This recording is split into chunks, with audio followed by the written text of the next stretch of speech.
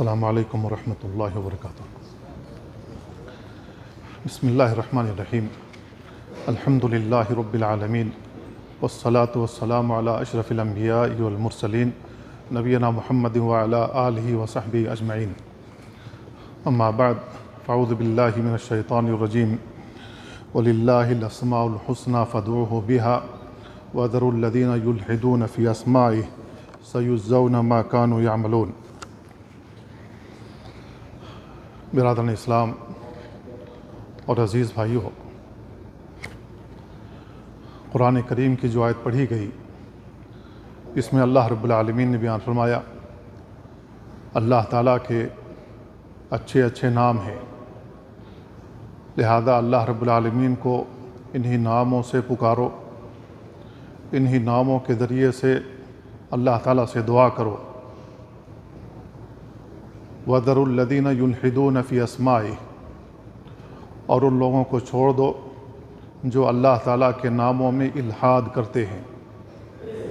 سَيُجْزَوْنَ مَا كَانُوا يَعْمَلُونَ، جو وہ عمل کر رہے ہیں اس کا بدلہ انہیں ملے گا۔ اس آیت پر آپ غور کریں، اللہ رب العالمین بیان فرما رہا ہے کہ اللہ تعالیٰ کے اچھے اچھے نام ہیں، اسماء حسنیٰ ہیں، لہذا ان اسماء کے ذریعے سے ان ناموں کا حوالہ دے کر ان ناموں کے وسیلے سے ہم اللہ تعالیٰ سے دعا کریں، اللہ تعالیٰ کو پکاریں، تو اللہ رب العالمین ہماری دعائیں سنے گا، ہماری پکار، ہماری حاجات، ہماری ضروریات جو بھی ہوں گی اللہ تعالیٰ انہیں پوری کرے گا۔ اور اللہ رب العالمین اس آیت میں دوسری بات بیان کر رہا ہے، جو لوگ اللہ کے نام میں الحاد کرتے ہیں، اللہ تعالیٰ کے ناموں میں الحاد یہ ہے کہ اللہ تعالیٰ کا وہ نام بیان کیا جائے جس کو اللہ نے نہیں بیان کیا ہے، جس کو رسول اللہ صلی اللہ علیہ وسلم نے اپنی احادیث میں نہیں بیان فرمایا ہے کہ یہ اللہ تعالیٰ کے نام ہیں، تو ان ناموں کو ہم اللہ رب العالمین کا نام سمجھ بیٹھیں تو یہ اللہ کے ناموں میں الحاد ہے۔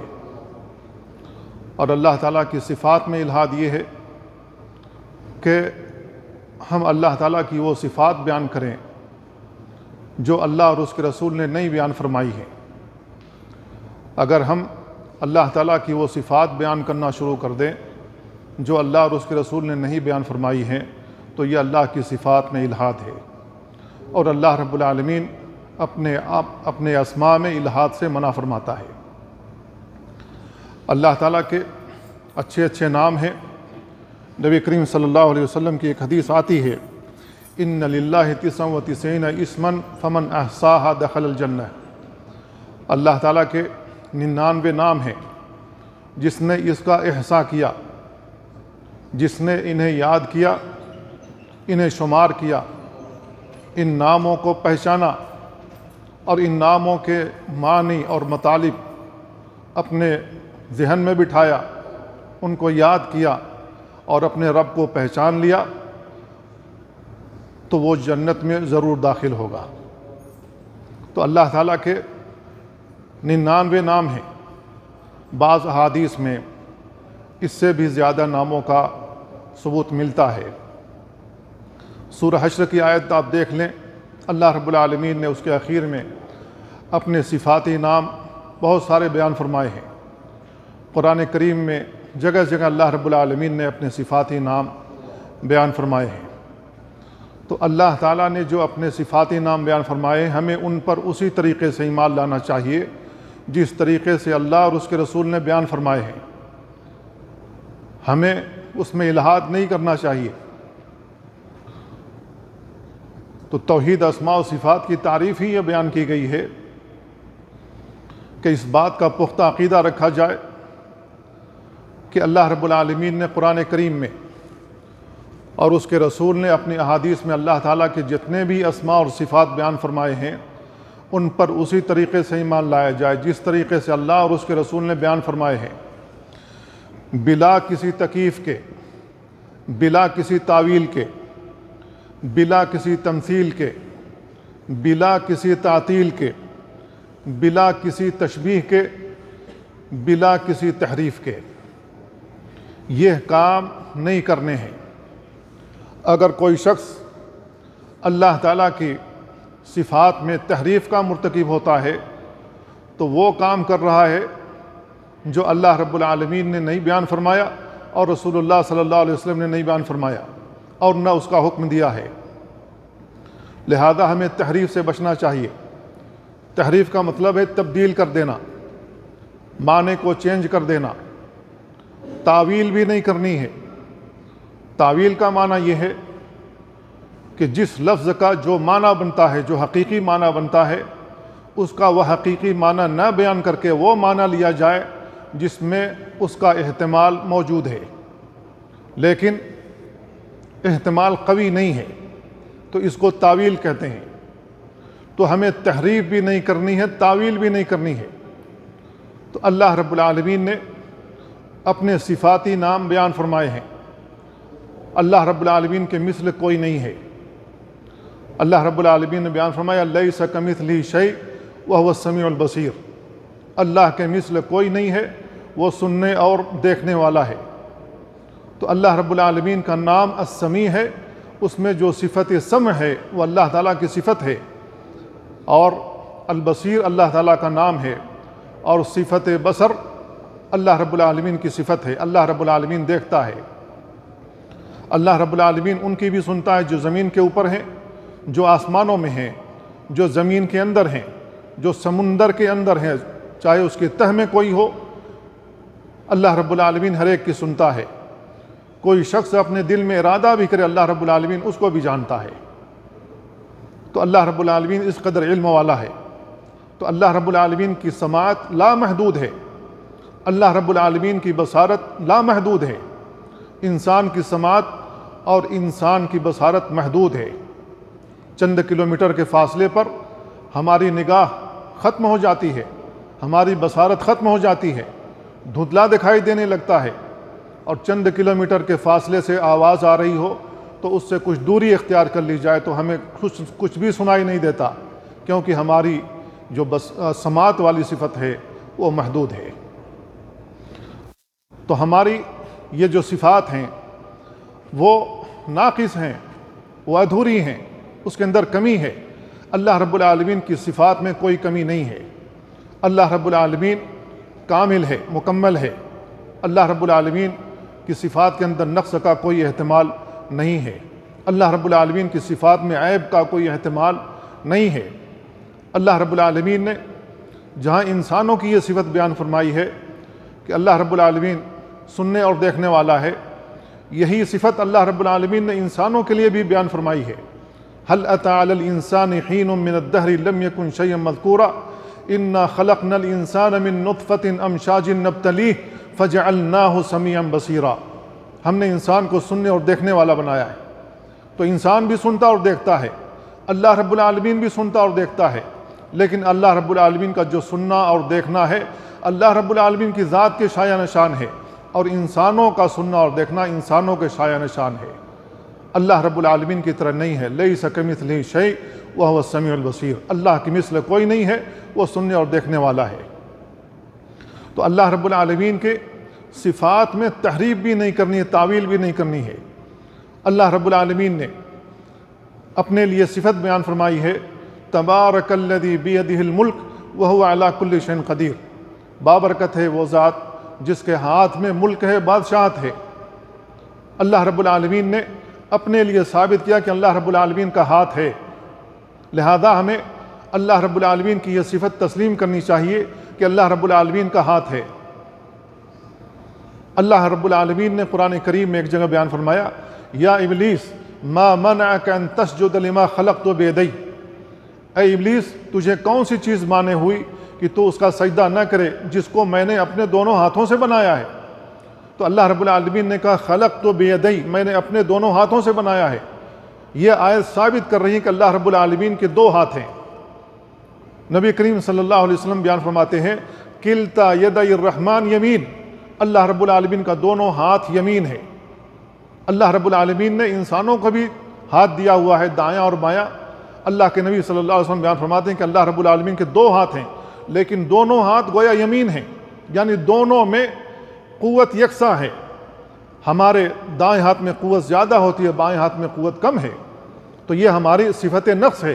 اللہ رب العالمین کی ان صفات میں کوئی بھی نقص نہیں ہے، کوئی کمی نہیں ہے، کوئی عیب نہیں ہے۔ تو اللہ رب العالمین نے اس آیت میں بیان فرمایا کہ اللہ تعالیٰ کے دو ہاتھ ہیں، لہذا ہمیں تسلیم کرنا چاہیے کہ اللہ رب العالمین کے ہاتھ ہیں، لیکن ہمیں اس کی کیفیت نہیں بیان کرنی چاہیے۔ اگر ہم کیفیت بیان کرتے ہیں کہ اللہ رب العالمین کا ہاتھ ہے، انسانوں کی طرح ہے، تو ہم اللہ رب العالمین کی صفات میں الحاد کر رہے ہیں، اللہ رب العالمین کے اس صفت میں تحریف کر رہے ہیں، اللہ رب العالمین کی صفت کی تعویل کر رہے ہیں، اور ہمیں یہ کام نہیں کرنے ہیں، قطعاً نہیں کرنے ہیں۔ اللہ رب العالمین کا ہاتھ ہے، اللہ رب العالمین نے قرآن مجید میں ثابت کیا، جیسا کہ ابلیس کے تعلق سے اللہ تعالیٰ نے یہ بات بیان فرمائی۔ تو اللہ رب العالمین نے اس کے علاوہ بہت ساری صفات اپنے بیان فرمائی ہیں۔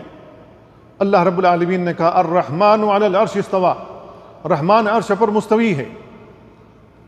استوا کا مطلب ہوتا ہے استعلا، اللہ رب العالمین عرش کے اوپر ہو گیا، اللہ رب العالمین عرش کے اوپر ہے۔ تو ہمیں یہ تسلیم کرنا چاہیے کہ اللہ رب العالمین عرش کے اوپر ہے، اللہ رب العالمین عرش کے اوپر براجمان نہیں ہے۔ جب لوگوں کا عقیدہ بگڑا ہے تو انہوں نے استوا کا ترجمہ استولا سے کر دیا، جس کا معنی ہوتا ہے براجمان۔ لہذا اللہ کے تئیں یہ تصور اپنے ذہن میں بٹھا لیا کہ اللہ رب العالمین انسانوں کی طرح ہے، تو اللہ رب العالمین کا ایک عرش ہے جس پر وہ براجمان ہے۔ اسی وجہ سے طاہر القادری نے یہ بات کہی تھی کہ اللہ کے نبی صلی اللہ علیہ وسلم جب معراج میں گئے تو عرش کے اوپر چلے گئے، اللہ رب العالمین عرش کے اوپر تھا، اللہ رب العالمین سے نبی کریم صلی اللہ علیہ وسلم اس طریقے سے بغل گیر ہوئے، یہ اندازہ لگانا مشکل ہو گیا کہ اس میں اللہ کون ہے، محمد کون ہے۔ گویا کہ اللہ محمد کے اندر، محمد اللہ کے اندر حل ہو گئے، داخل ہو گئے۔ یہ صوفیہ کا عقیدہ، یہ کفریہ عقیدہ ہے۔ لہذا جو شخص اللہ رب العالمین کے تعلق سے اس قسم کا عقیدہ رکھتا ہے کہ اللہ رب العالمین انسانوں کی طرح ہے، گویا کہ وہ تشبیہ دے رہا ہے۔ ہمیں تشبیہ سے بھی منع کیا گیا ہے۔ تو اللہ رب العالمین کی صفات انسانوں کی طرح نہیں ہیں، اس کی کیفیت نہیں بیان کرنی ہے۔ اللہ رب العالمین نے کہا استویٰ علی العرش، ہمیں قبول کرنا چاہیے کہ اللہ رب العالمین عرش کے اوپر ہے۔ کس حالت میں ہے، کیسے ہے، یہ سوال بھی نہیں کرنا، کیونکہ یہ سوال کرنا بدعت ہے، عقیدے میں کجی ہے، عقیدے میں گمراہی ہے۔ امام مالک رحمہ اللہ سے کسی نے سوال کر لیا کیف استویٰ، اللہ رب العالمین کیسے مستوی ہے؟ تو انہوں نے کہا الاستواء معلوم والکیف مجہول والسؤال عنہ بدعہ، اخرجوا هذا المبتدع من المسجد۔ کہ استواء کا معنی معلوم ہے، اس کی کیفیت مجہول ہے، معلوم نہیں ہے، اس کے متعلق سوال کرنا بدعت ہے۔ لہذا اس بدعتی نے، جس نے اللہ کی کیفیت کے متعلق سوال کیا، اس کو مسجد نبی سے باہر نکالو۔ تو ہمارے ائمہ، جو لوگ اللہ کی صفات میں الحاد کرتے تھے یا ان کے دماغ میں شبہات بیٹھ گئے تھے، ہمارے ائمہ ان لوگوں کو برداشت نہیں کرتے تھے۔ تو ہمیں یہ تسلیم کرنا ہوا کہ اللہ رب العالمین عرش کے اوپر ہے۔ اب اللہ رب العالمین کو عرش کے اوپر براجمان ترجمہ کر دینا، براجمان کا تصور اپنے ذہن میں لانا، یہ بذات خود گمراہی ہے۔ اور یہ ترجمے موجود ہیں جن لوگوں کا عقیدہ خراب تھا، انہوں نے ترجمہ استوا کا براجمان کر دیا ہوا ہے، استولا کیا ہوا ہے عربی میں، اسی کو براجمان لفظ کہہ سکتے ہیں ہندی میں یا اردو میں۔ تو اللہ رب العالمین کی صفات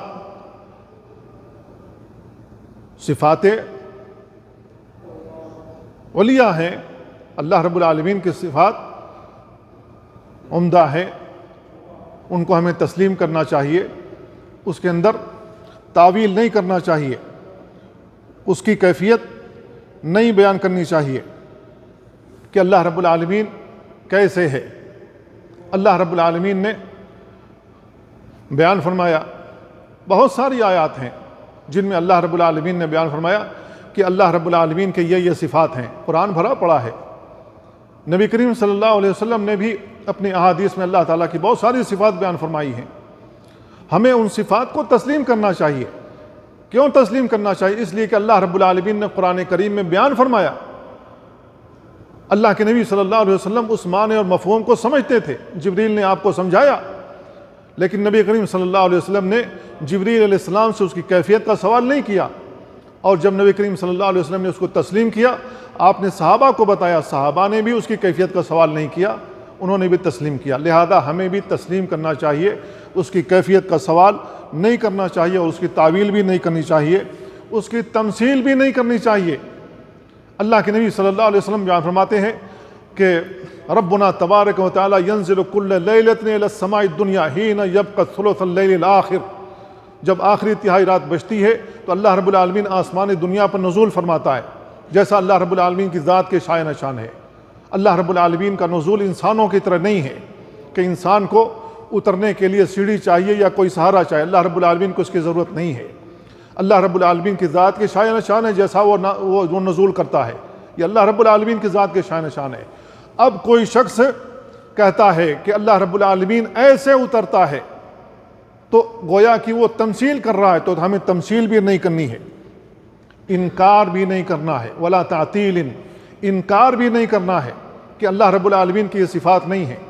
معتزلہ نے اللہ تعالیٰ کی صفات کا انکار کیا، جہمیہ نے اللہ تعالیٰ کی صفات کا انکار کیا، کلابیہ نے اللہ رب العالمین کی صفات کا انکار کیا، تعویل کی، اس میں تحریف کی، اور انہی کے نقش قدم پر چلتے ہوئے اشاعرہ اور ماتریدیہ نے بھی اللہ تعالیٰ کی صفات میں تعویل کی، تحریف کی، اور بہت ساری صفات کا انکار کر دیا۔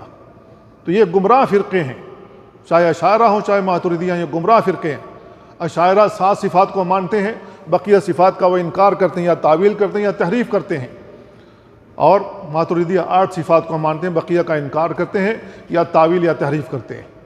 تو ہمیں ان گمراہ فرقوں کی طرح نہیں ہونا چاہیے، اللہ رب العالمین کی صفات کو تسلیم کرنا چاہیے، اور اس کی کیفیت نہیں بیان کرنی چاہیے، تمثیل نہیں کرنی چاہیے، تعطیل نہیں کرنی چاہیے، اللہ تعالیٰ کی صفات کا انکار نہیں کرنا چاہیے، تشبیہ نہیں دینی چاہیے کہ اللہ رب العالمین کی صفات، اللہ رب العالمین کا ہاتھ انسانوں کی ہاتھ کی طرح ہے۔